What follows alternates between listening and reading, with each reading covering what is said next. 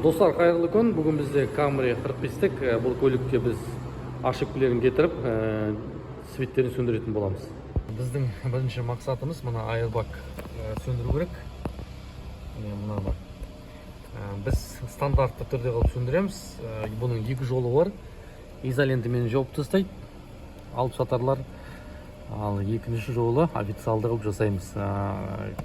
Бәрін кәдімгі подушкаларын салып, сосын перепрашивать етіп сөндіретін боламыз. Қазір жанып тұр, ошибка кетпейді.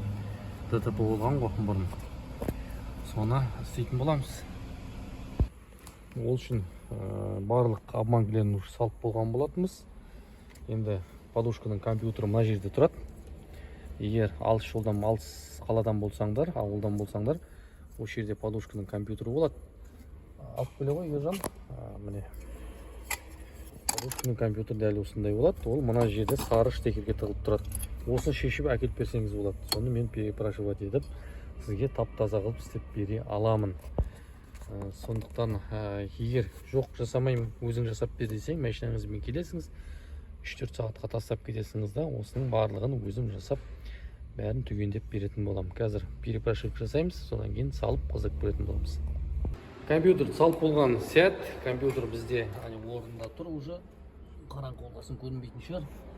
Кәне қызырып көреміз.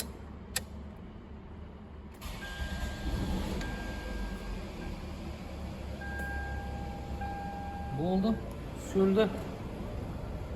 Осылай міне официалды қылып сөндіріп береміз. Енді диагностика салғанда ештеңе ошибка көрінбейді. Ал ала сақтасын бір ДТП болып жатса, ол қайтадан подушка атылады деген сөз уже. Андай изоленті, щитоктың лампочканы LED алып тастау, ондаймен айналыспай, официалды түрде ана бұрынғы аварияның ошибкасын өшіріп, қайтадан тазалап блокты салып берген болатынбыз. Кімге осындай қызметтер қажет болса, хабарласыңдар, істеуге болады.